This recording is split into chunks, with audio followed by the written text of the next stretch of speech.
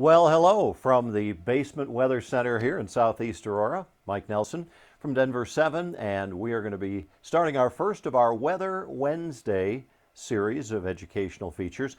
Next Wednesday, Lisa Hidalgo will also provide one of these in the morning, but this is our inaugural run this afternoon. We thought with everybody using their social distancing and with schools being closed down at the moment, this offered us a chance to do some different type of teaching, and we hope that you'll enjoy it, find it interesting. We'll be able to take some of your questions, and we'll just see how this all goes on our inaugural flight. So I think it's amazing that we have the technology to even do this. If you think about even 5 or 10 years ago, if we had this type of a pandemic, it would have been a very different world as far as what we can do for television stations to bring you the weather and the news and the sports every single day. But with the modern computer systems we have now, we can actually, from our living room, or basement in this case, come right to your living room. So I hope everybody out there is staying safe. Have your masks. Well, I have mine. Matter of fact, Cindy, you can grab that real quick. My wife Cindy is helping me out a little bit. Come on in here real quick so everybody can see you. There's Cindy. We'll talk more about, and this is Cindy's mask here, a lovely one, and then this is mine that I'm not going to wear right now, but when I'm outside, I, of course, wear my mask. All right. I thought today we would take a little trip back into time and just bring you up to date about where we are now and where we started as far as graphics and computer systems for TV. And so my presentation is called Crayons to Computers. That is me back many, many decades ago, and a little closer to right now. So let's get started. We're going to go back to 60 years of television weather forecasting, thanks to the DNF tower and the clock there for that fun picture. I've gotten some good mileage out of that over the years. I'll talk about some of the early pioneers in television weather. And one of the very first, I believe he has maybe AMS seal number 1 or 2. That's our little good housekeeping seal we show. Don Kent in the Boston area, and he began in the 1950s. Look at that chalkboard. I had Don Kent on my radar as one of my heroes, and back in the 90s, I was fortunate enough to have lunch with Don Kent at an AMS annual meeting in Boston. That was a big thrill. Another one that is one of my longtime TV heroes is Harry Volkman. And Harry was for years on the air in Chicago, worked at just about every single station down in Chicago. But prior to working in Chicago, he was on the air in Oklahoma. And Harry was the first meteorologist to issue a tornado warning on television. Back in the 1950s, they thought that that would incite panic among people if you mentioned the word tornado. But Harry knew there was a tornado in the area, and he went on TV and issued the warning. George Winterling from down in Jacksonville, Florida. George did some of the earliest animation of television weather maps, and what he did back in the 1960s is they actually had a big map on a table with a camera shooting straight down, and George had little tiny weather fronts, kind of like that old claymation animation series, where he would move the front just a fraction of an inch, take a frame of film, move it another fraction of an inch, take another frame of film, and over the course of time he could animate a cold front moving across the country. It took him hours to create. We can now do in just a matter of seconds. But as back far as the late 1960s, George Winterling was doing animated weather maps on TV. And Marcia Yockey from Evansville, Indiana. At a time in the 1950s and 60s that most weather forecasters that were female tended to be just a pretty face on the air, a weather bunny, if you'll pardon that old term, Marcia was actually a National Weather Service employee, and she knew her meteorology, and she became very, very popular in southern Indiana, so much so that she could go on the air as long as she wanted. Everybody loved her, and she'd wear crazy hats and stuff too, but she ruled the newscast. And so if she decided she wanted to talk for 5 minutes and that left 30 seconds for sports, that's what Marcia did. Matter of fact, anecdotally, we've heard that when the sportscaster would be getting a little grumpy off to the side because she was going on and on and on, Marcia would stop and look at him and go, "Hey, sports, keep it up and you get nothing." Gotta love Marcia Yockey.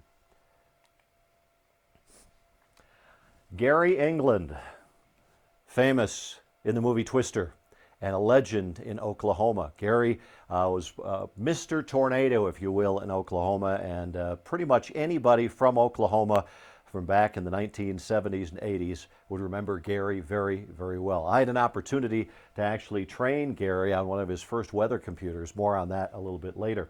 Here in Denver, our own Warren Chandler, who was at Channel 7 back in the 1970s and early 80s. Matter of fact, Cindy, hand me a couple of those magnets right here.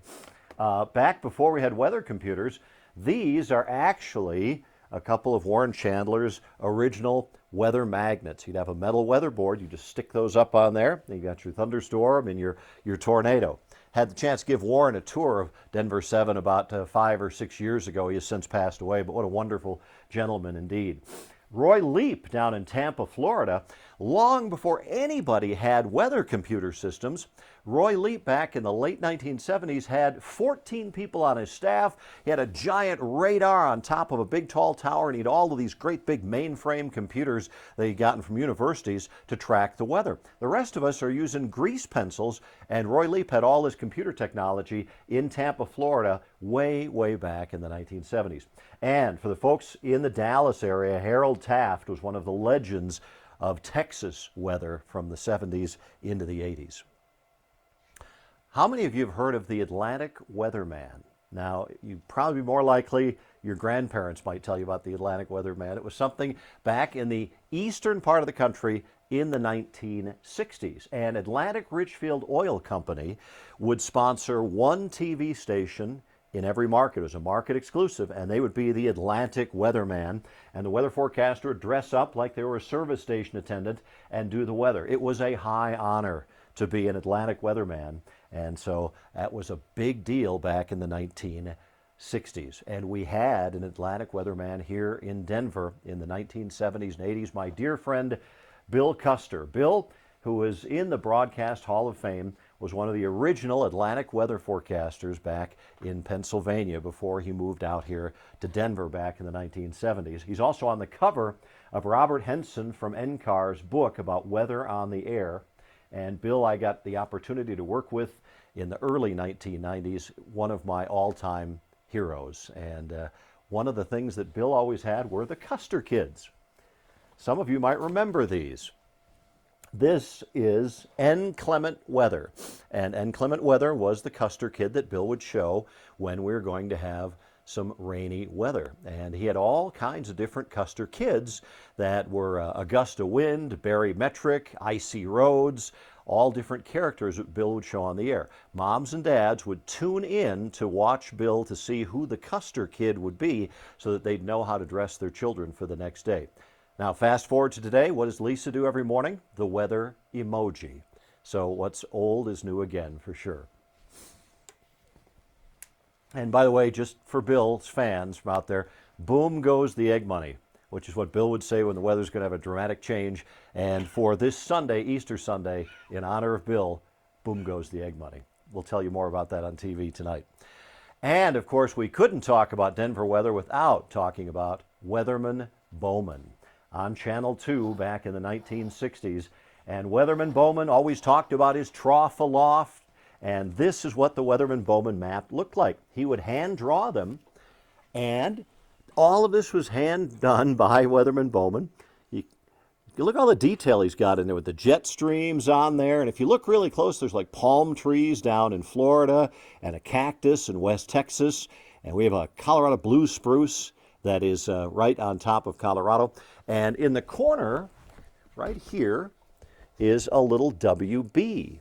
And Weatherman Bowman, I'll hand that back to you, Cindy, would sign these maps and give them out to his viewers when he was done with the weather report. And a few years ago, a gentleman was cleaning out his attic, and he called me up and he said, "Mike, I found this old Weatherman Bowman map wrapped up in a tube in my attic. Would you like to have it?" Oh yeah, that is classic early time weather maps. And I don't know how many of those are still out there. If you have one, let me know, because they're pretty rare, I am sure. All right, so let's take you through some of the decades here. 1950s, there's Harry Volkman drawing the map. In the 1960s, they actually did something called Weather in the Weather. And in this case, it was sponsored by Blatt's Brewing Company in Milwaukee, Wisconsin. The weather forecaster would stand behind a glass map of the United States and write backwards. And this was a big deal back in the 1960s. 1970s, I just stuck Brick Tamlin in there, but that's about what it all looked like back then. We have the map behind us. This is the 1980s, and that's me doing the map, and I want to share with you what one of these looked like. These are hand-drawn maps that we would painstakingly create a piece of artwork. In this case, this is actually one of Stormy Rotman's weather maps from back in the late 1970s. So what you do at that time, if you wanted to explain, we're talking here about Chinook winds, you would tell the art department at the TV station to make a map like this.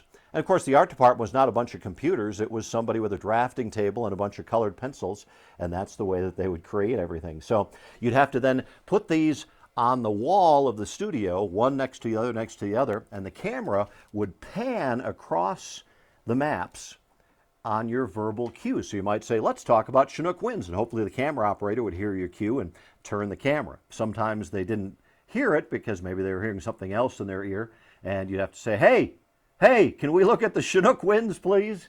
So it involved a lot of cooperation back in the day.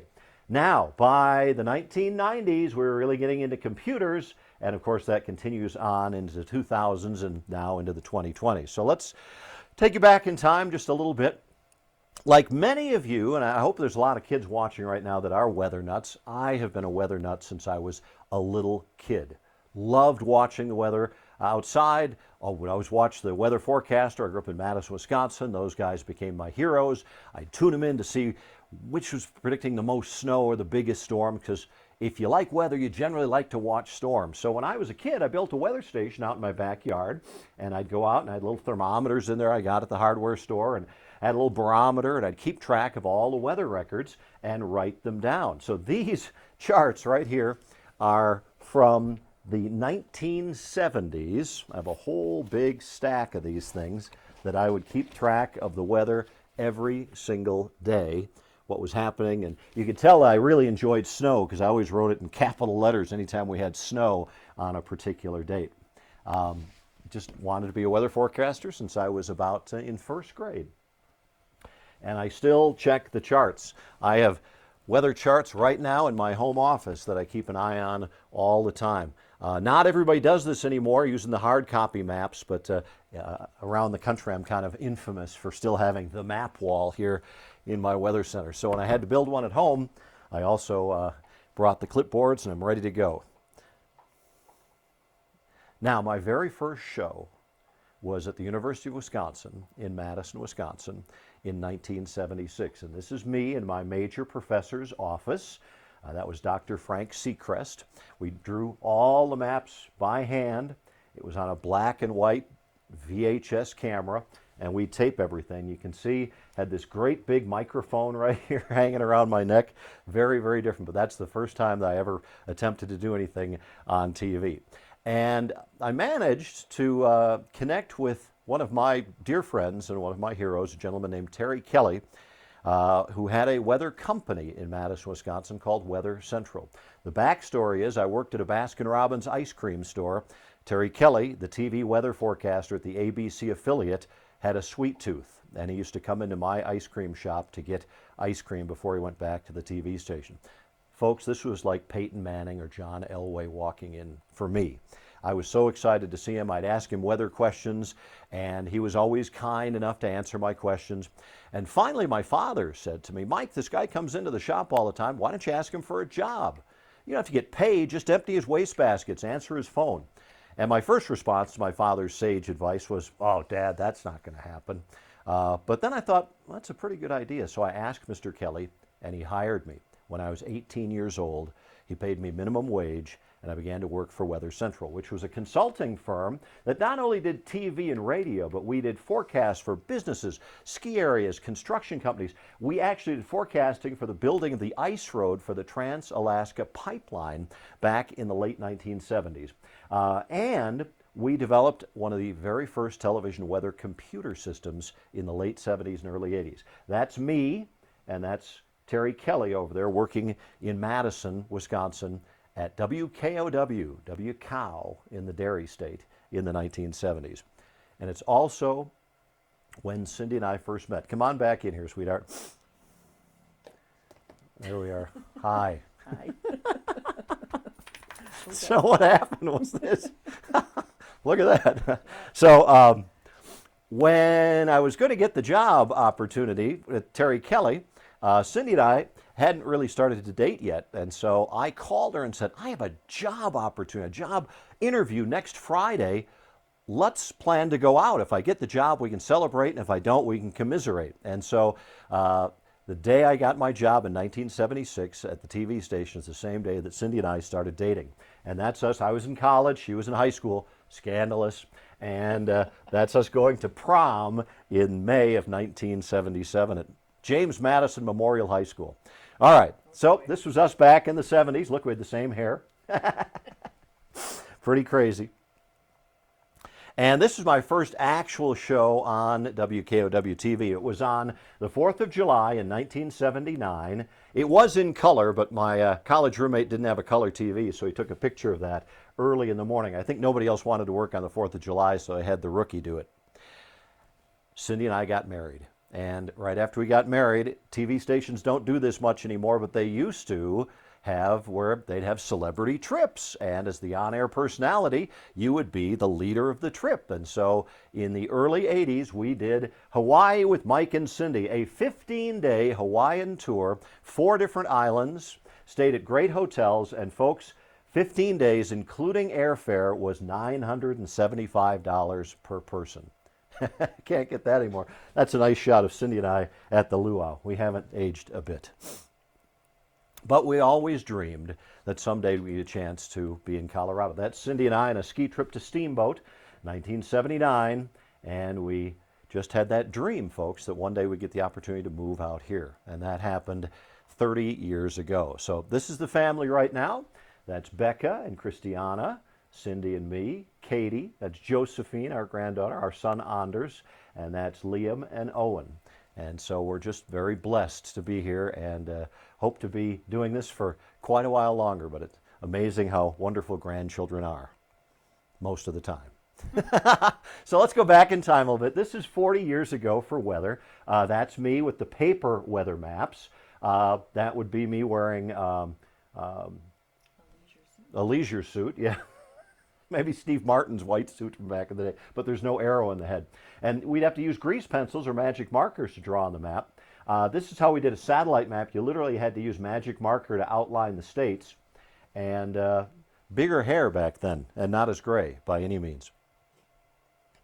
As I showed you earlier, the way that you had to make the maps was to hand draw them, and it would take a long time to create each little piece of artwork. Sometimes it'd take you several hours just to create a couple of weather maps. And of course, if the weather changed, you couldn't change the magic marker on there. They're pretty much stuck in there. And so I literally had stacks of these weather maps beside my desk because when you're done with them for the day, the map was done forever. Yep.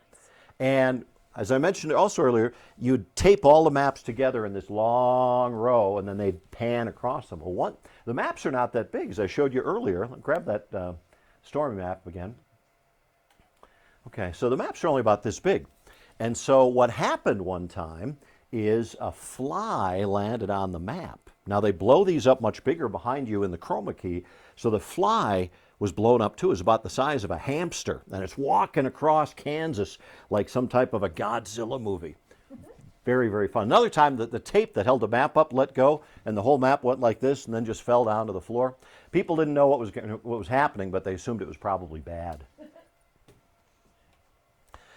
Okay, oh, wrong way. Here we go. So this is me back in probably about 1980 creating one of these maps. And about that same time, actually it's late 70s, we began to work with some computer scientists at the University of Wisconsin to try and develop a computer system that would actually do weather maps for television. And this was really the brainchild of Terry Kelly right here. And that's me. And this was our very first weather computer on an Apple II home computer system. It had 8 colors that you could display, and it was very, very blocky and crude looking, kind of like Pong or Space Invaders compared to today's video games. We had a whopping 48K of RAM, and we had the old-fashioned floppy disk drives. But folks, this in 1979 was cutting edge from this little tiny TV station in Madison, Wisconsin, and we began to use it on the air. And other stations began to notice in Milwaukee and Chicago and Minneapolis. And they wanted to buy a weather computer because that seemed like that'd be a competitive advantage to have that. So we formed a company called Colorgraphics. That is me, that's Terry Kelly, and that is the genius behind the weather programming, a gentleman named Richard Daly. And that's us back in the early 1980s in the Weather Central Colorgraphics studio in Madison, Wisconsin. And here it is. Terry Kelly with the very first Colorgraphics weather system at NAB, the National Association of Broadcasters Conference. We had this little pop-up kind of display, and we had the computer and everything in here, and the whole system was just under $16,000. You could get a complete weather computer system ready for air for $15,950. Needless to say, it was the talk of the conference. Everybody's coming over to see this weather computer system, and they're just crowding around this kiosk watching Terry do the demonstrations. But the strange thing was nobody was ordering a computer. And after a couple of days, Terry confided in a friend of his, and he said, you're a general manager for one of these TV stations. I don't get it. Everybody's talking about this, and nobody's buying it. And the guy said, well, Terry, everybody thinks it's great, but nobody possibly thinks it could be that good and be that cheap and possibly work. And so what they did is they doubled the price, didn't change anything else, just doubled the price, and they sold like hotcakes, flying off the shelf. There you go. So this is what the graphics looked like back in the day. You can see how crude they were, and they gradually began to improve through the late 1970s and early 80s, as did my weather fashion. So I want to take you just through a little bit of this, how computers have changed. In 1979, it was the first system. It was an Apple II. You had 8 colors you could display on a black background, very blocky lines. Just 2 years later, we had the Live Line 1, which was a new system which had higher resolution, more colors, and we used to come into TV stations with a box that was about this big, and we would impress them by saying, can you believe that we can store 10 megabytes of information inside of this box? And people were stunned that you could have that kind of storage. And you think about what we put on a little bitty drive now, but that was a big deal. By 1983, we had sold 300 systems across the country, and we could show 16 different colors on a map. That was the legendary Live Line 3. And then by 1985, 256 colors at the same time, which would be 8 bits per pixel. And by it's probably hard to read this, we were by that time up to full color. The maps essentially looked the same as they do today. So in 10 years, we went from extremely crude to basically something that would look just like your weather maps on TV do now. And my job was to go out and install weather computer systems. From 1979 through 1984, I traveled around the country installing computers at TV stations and training the weathercasters how to use them. So I did get to train Gary England, as I mentioned earlier, down in Oklahoma, his very first computer. And this gentleman you might recognize, it's a little younger picture of him, but that's Al Roker. I actually installed and trained Al Roker on his very first weather computer system in 1981 when he was working at WKYC in Cleveland. And they had a naming contest for it, and they came up, the viewers decided to name it FRED, which was an acronym for Forecast Radar Electronic Display. And every single map that Al had on the air had a little FRED on it. And you just hear Al do this. You go, well, let's take a look at FRED. They'd go to the weather map. One time Fred blew a circuit board and was off the air for a couple of days before we could get a replacement part down there. And school children actually wrote get well cards to Fred. Bruce Schwegler, longtime weathercaster in Boston, and Paul Douglas, who's another legend in his own right as far as the development of weather computer systems in the 90s and 2000s. Seattle area, many might remember Harry Wappler. I had to go up to Seattle and train Harry. Harry Volkman, I trained him in Chicago, which this guy was one of my heroes. That was really a big honor to get to do that. There's George Winterling, who was delighted to not have to use that film camera to move his fronts across the map anymore. He loved having an animation sequence that was easy and fast. And of course, many Denver people will remember another hero of mine, the legendary Stormy Rotman. And Stormy was the chief meteorologist over at KUSA for many, many years in the 70s and 80s. I had the chance to become a good friend of Stormy's, but it was a little bit of a rocky start because when we first got there in 1982 with the first weather computer ever for the city of Denver, and we were supposed to train, Cindy and I both got to go out there because it was a small privately held company, and the boss said, hey, I know you love the Rockies. Why don't you both go out there and spend a couple extra days?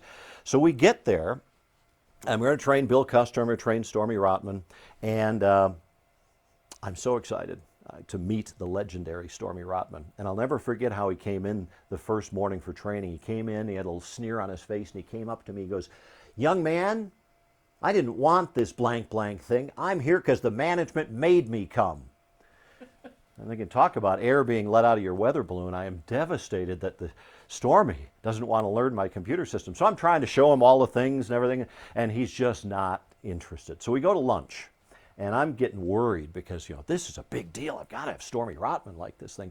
And Cindy, being a teacher, kind of got it. She thought Stormy was just a little intimidated because this young guy comes in with this fancy new thing and Stormy didn't quite understand it. And so Cindy goes, Mike, why don't you stay back here with the general manager and the chief engineer and finish lunch, and I'll go take Stormy back to the weather center. And I'm going, what are you talking about?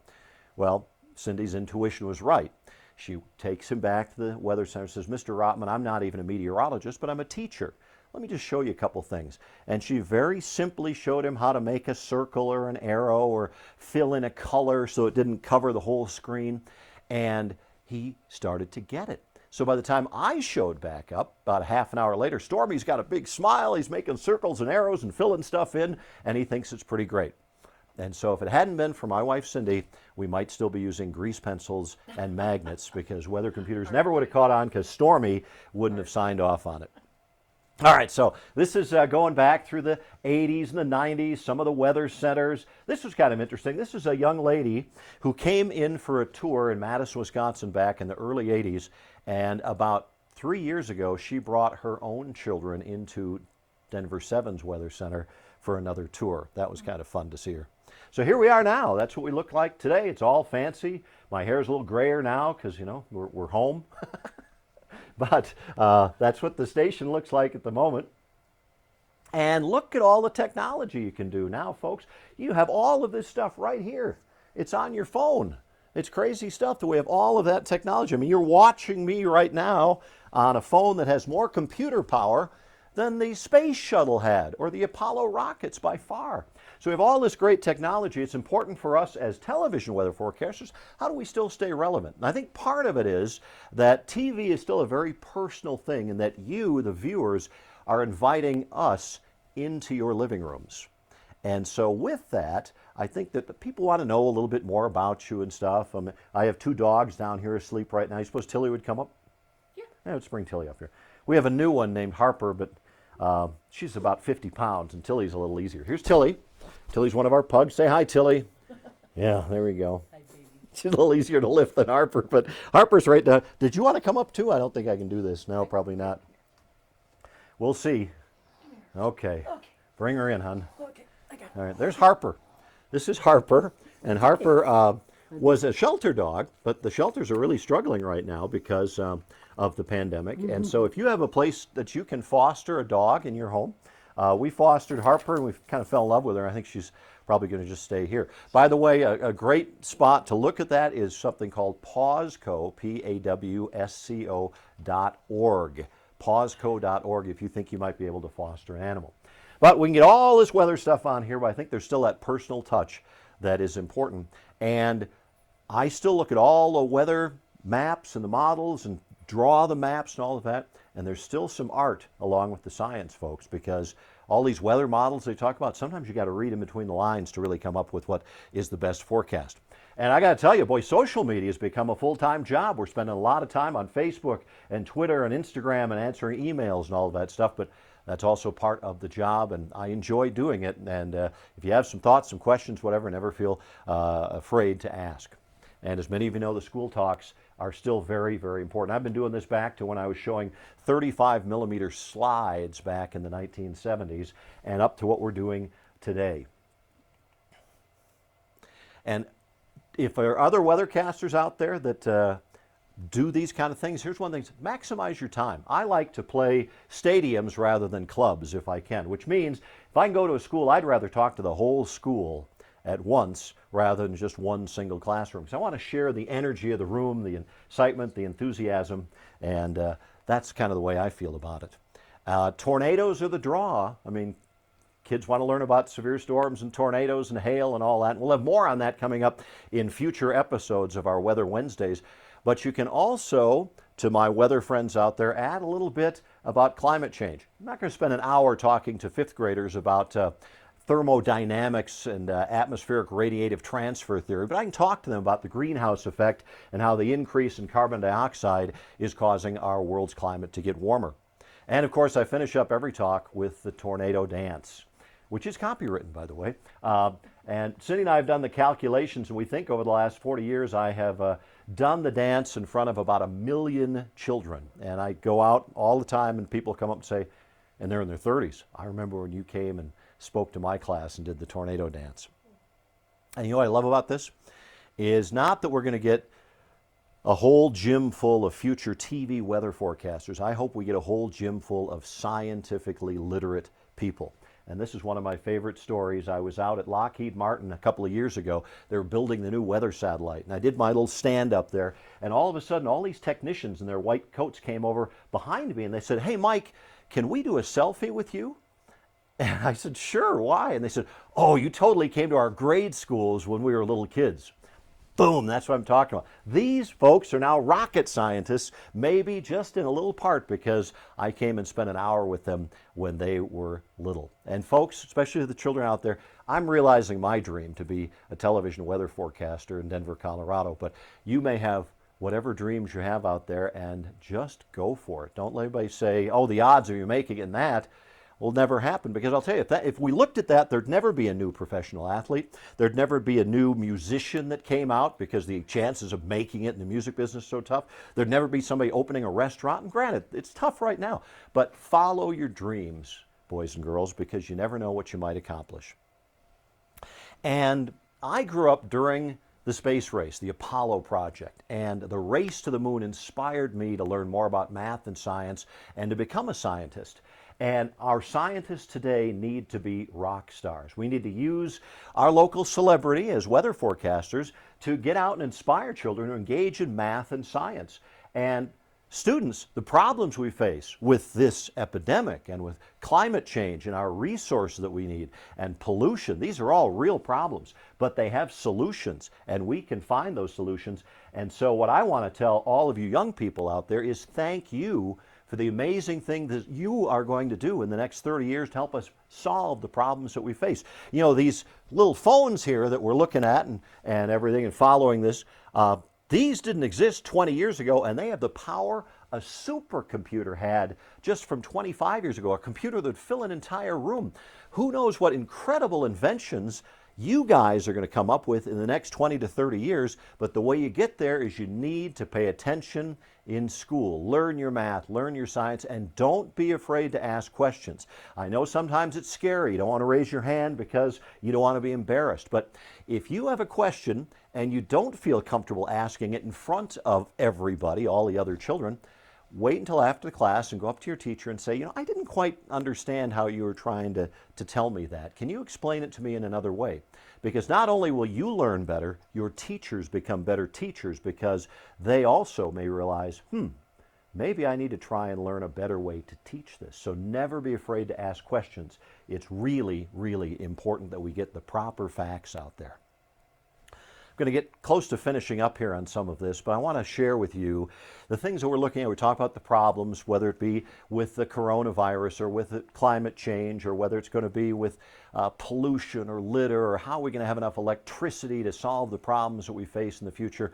Well, just a few little statements that I really like. This one from Albert Einstein.